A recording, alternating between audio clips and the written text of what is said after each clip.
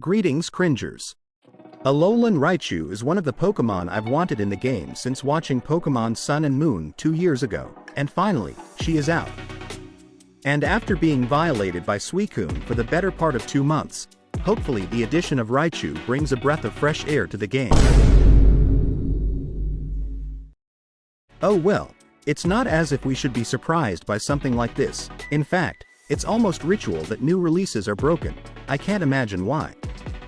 Anyway, I want to see for myself what all the fuss is about, so it's time to go hungry tonight and find out just how much of a problem Raichu really is.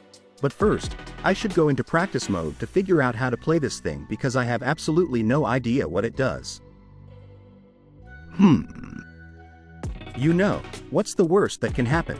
If Timmy keeps releasing Pokemon comparable to the Second Coming of Christ, then surely I'll be fine going straight into a new season ranked game with no idea what I'm doing. Besides, my randoms do it all the time. What you're about to see is my first time playing Raichu. No practice, no research, no idea. All I know is I've seen people use a couple of moves that look very good, but I have no idea what they're called, so I'm guessing what they are when I pick them. Our team composition is looking very nice, and a quick look at their bot lane suggests to us that this might be a one-sided affair. However, me and my lane partner are dealing with NBN gremlins chewing on our internet lines, so this will be far from straightforward. At this stage, I'm not quite sure which of my moves is best at securing, but it doesn't matter for very long as we're able to pick up enough farm in lane to get me level 5 before 850 birds. And it did not take me long to realize that Raichu might have one of the biggest power spikes in the game, because you go from pre-level 5 Pikachu to Houdiniing enemy players' health bars in lane before Jungle even does anything on a gank most of the time. Now I'll be honest, this is not a good game to be doing commentary over. Your first game on a character never is, so let's talk about Raichu instead so you know what's going on. First of all, I love Alolan Raichu and I'm so happy she's fun to play. It's like if you combined the mobility of Dash Fox and the damage of Release Mewtwo Y, added a sprinkle of cocaine and then packaged it into the body of the cute tail surfing rat we all love. Raichu Pikachu is much the same as Pikachu Pikachu in the sense that they both have the same passive. But once Raichu evolves, she gains Surge Surfer, which allows her to use basic attacks while moving, and do a little dash after a move or boosted attack. This makes it easy to kite around fights, and especially good if you're playing Stored Power, which empowers your auto attacks and reduces special defense at level 11. I haven't played Electro Ball because I'm a washed support player and I'd have to press more than one button to use it properly, so I don't really know how good it is, but as far as I know, it combos with your second move, so there might be potential there. Speaking of second moves, there really is only one choice until you hit level 13. Psychic is the better all-round choice as it's an area of effect move that does reasonable damage and slows, while also allowing you to deal extra damage with autos if they're affected by it. Thunderbolt throughout the game only paralyses enemies, which means their movement and auto attack speeds are reduced, but is arguably a better choice than Psychic at level 13 as it stuns enemies for 1 second rather than paralyzing, as opposed to Psychic, which leaves an area on the ground for a short time that deals damage over time while also slowing. Both are good, but Thunderbolt is more situational, better used into comps that might look to dive you so you have a winning chance in a fight. That brings us to the Unite move. Raichu's ult, Thunderstorm Aerial, creates a star-shaped area on the ground that lingers for 4 seconds, damaging and reducing movement speed of enemies who are in it. If Raichu hits an enemy that is in that zone, the next basic attack becomes a boosted attack. Now hypothetically, if you were to use Stored Power, which empowers your auto attacks, then ult, which gives you boosted attacks, and boosted attacks, which I have not yet mentioned, can chain damage onto up to 5 enemies. How much damage could you do? The answer is a lot, as you will see throughout the video. That just about does it for what I had to say about Raichu. As I said before, your first game on a character is never going to be your best one, but it can still be bloody good, even if it didn't feel like you did anything. And my first thought after the game, having realized this, was, "Oh shit, here we go again." Now, I would like to show you just how one-sided a game of Pokemon Unite can be with a Raichu on your team. Our composition is quite good, and with a big name like Michael Business on your team, you know he's gonna perform.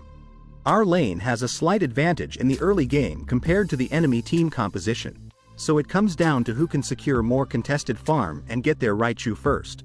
We're able to secure the upper contested and lower contested, allowing me to evolve on back crab before 850 birds. With Mike Business ready for the bottom gank, the outcome was inevitable. We quickly dispatch of the birds and set our sights on their Pikachu, whose Dino Nuggies must be ready because they go AFK on pad and die. After getting in some nice scores and making sure we're ahead in the lane, Mike Business takes his payment in the form of some lane farm for another job well done, and goes back home to his jungle. While that was happening, my top lane was getting dived harder than an American battleship in the early 1940s, and their team leverages that momentum to go mid, something my tank was not aware of, as they're almost able to make the funny countdown timer appear on his screen. Their Espeon tempts fate and would have died if not for a skill issue, but they're chased out of mid by who else but Mike Business and a rather displeased Matang and his cock ring. We're able to use our number advantage bot to break the goal, and because we're more fed than Mike Business's bank account, probably, we push the enemy bot tier 2. But it's all shits and giggles until someone giggles and shits, and unfortunately, my Matang is the one who shat smelliest. And we are all killed for being a little too silly.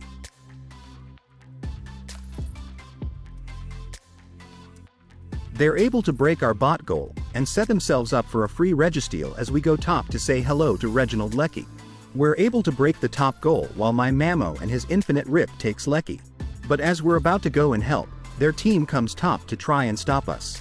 This works out terribly for them as they all get stuck inside Metagross ult, on top of a Raichu ult, a combo I would now like to dub the electric fly swatter. No? Anyway, we're able to take Regieleki and push it towards the enemy top tier 2, but Michael Business is struck by a future sight and like a true warrior, accepts his fate. I'm able to avenge his death by returning the favor onto their Espeon as the rest of my team whispers into Regieleki's ear that there's a water type waiting on the enemy tier 2. We're able to clear a path to the goal for Lecky to walk, and we continue to make the enemies miserable as they push us to find anything to help them get back into the game. Unfortunately for them, there was nothing they could do, and Michael knew that as he went AFK to attend to some business. He would turn out to be correct as the other team gives up, which is fair enough because their Raichu leaving the game for his Dino Nuggies earlier left them in an almost unwinnable situation. In all seriousness though, don't be like this guy. Sure, he could have just disconnected, but the more likely story is that he got behind and his lane didn't get ganked, so he turned off the game like a fucking loser and ruined the game for everyone.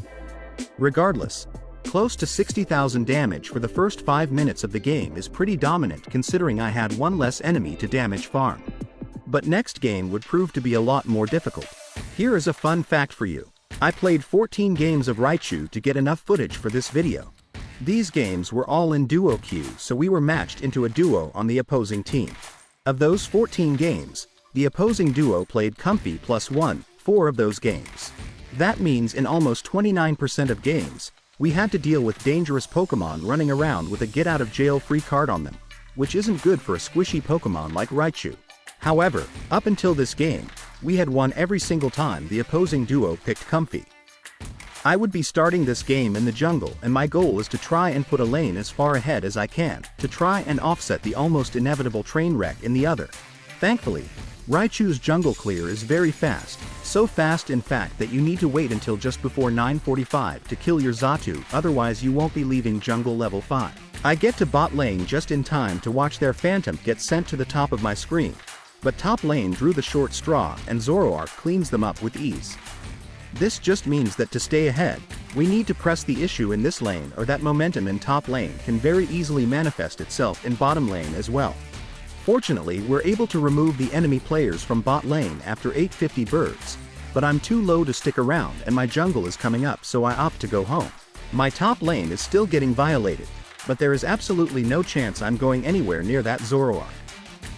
Fuck. Fortunately, I see him walk into my jungle, but it still did little to help me as he was almost quick enough to take blue buff and then my life. After witnessing the horror top lane has been going through for myself, I head back bot to kill their Phantom again while I let someone else deal with the issue developing in my jungle. I choose to head back up and see what's going on, and we're able to chase Zoroark out of my jungle, before their Raichu very kindly presents themselves on a silver platter for us. However, I'm then jumped by the 2 Pokemon on their team least beneficial to my mental well-being and I die. Unfortunately, this would not be an isolated case of sudden death by Zoroark. I head back top to deal with the Pokemon Unite equivalent of Thanos and we're able to chase him off. But because this edgy motherfucker has infinite movement and a comfy, and I have immense skill issue and an insatiable will to die, exactly what happened last time happens again. After that death, a change of plan was needed. I needed to be strong enough so that if at any point their Zoroark messes up or my Slowbro can get a stun on him, I can capitalize without him getting away. But currently, very little of that plan mattered because right after they took Regieleki, Zoroark high-tailed it for my jungle and kills me, and there was not much I could do about it. Unfortunately, the other team walks it in top and breaks the goal. At this point, the game looks doomed unless Timmy itself descends from the heavens and bestows upon us a divine miracle. But what happened the rest of this game makes it look like that's exactly what happened. Their Zoroark gets a little too comfortable in our jungle and finally, we're able to kill him and his crutch. Meanwhile, in top lane, my team is able to kill their tree and I come up to see what I can do. I get ulted by Talonflame but I panic ult and win before taking a risk on their Raichu and winning that fight as well. Now things are getting interesting. You see, when a team is so far in front that they couldn't possibly lose, they start throwing themselves into fights thinking they can win them all, but in reality, the only reason their team is in this situation at all is because of their Zoroark. But given that we are now in a position where we can come back, despite how bad it looks, we cannot under any circumstance ignore this Zoroark because 1 second you might be fine, but the next you're watching a number count down to 0 on your screen. They're able to get 80 points in our base but our Zeraora is able to trade some of that back with 50 in their top tier 1. The map state is looking better than it did 3 minutes ago but there is a Regieleki-sized issue spawning in the top lane soon and we need to make sure the other team can't get that, or we can kiss any chance of salvaging this game goodbye. My Scizor is able to drive off their Zoroark but use their ult to do it, and I look at the mid birds before they despawn, but out of nowhere, their Zoroark swoops in, gets hit by Surf Plus, and dies. The rest of their team follows him in and all meet the same fate.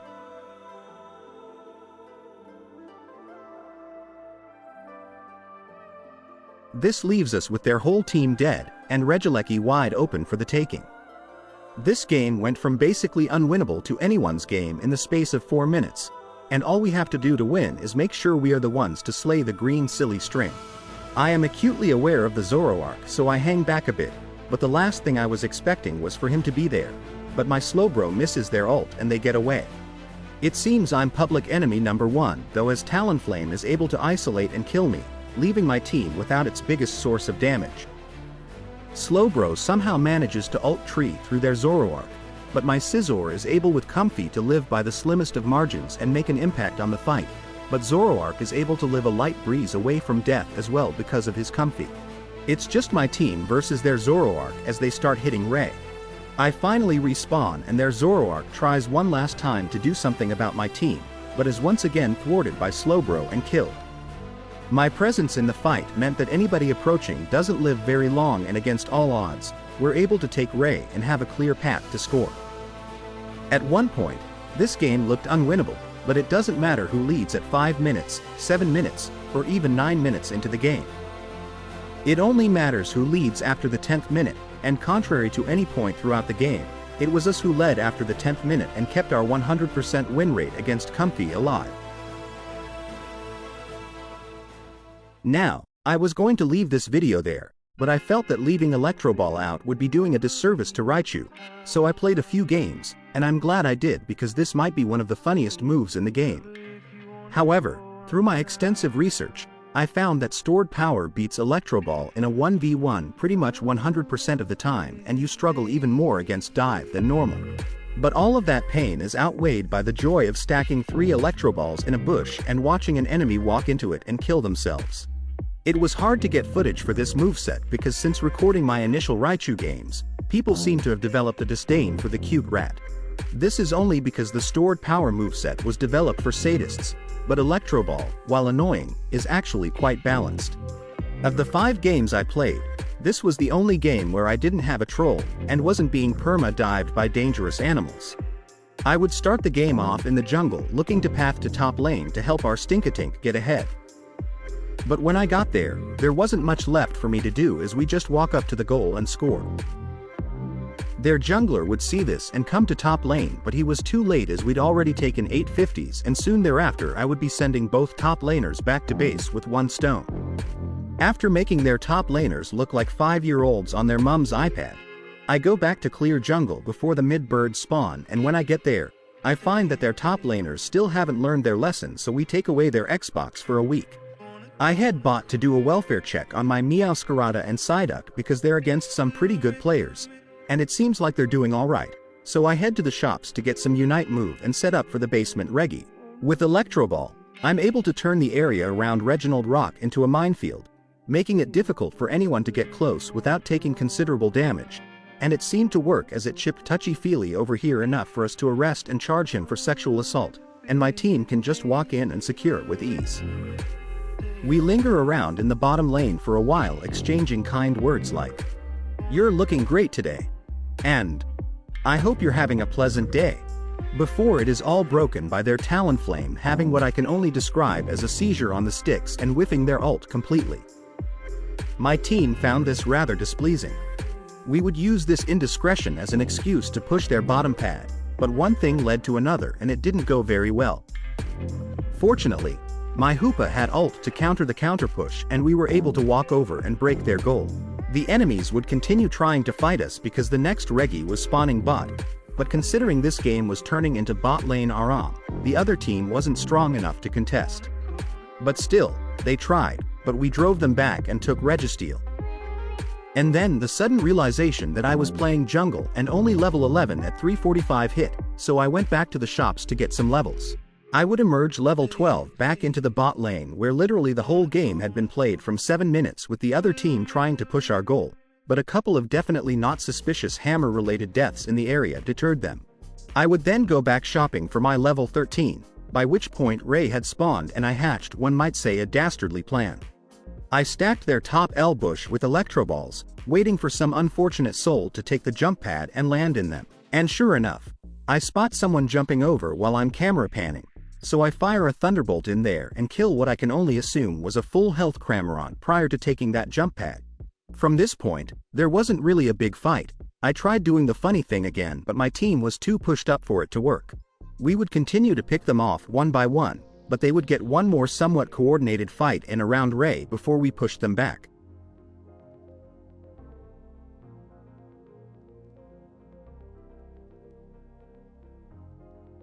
All we had to do from here was defend goals and we won the game handedly. It's a shame stored power is so good because this moveset, which is much more fun, never gets played. Playing stored power after playing Electro Ball is like ordering chocolate cake without the chocolate. All you're getting is the base ingredients of the cake rather than the stuff that makes it yummy. Which raises the question, what's more important to you? Taking advantage of an overtuned Pokemon before it gets nerfed for your precious win rate and elo, or having fun? I know which one I'm picking.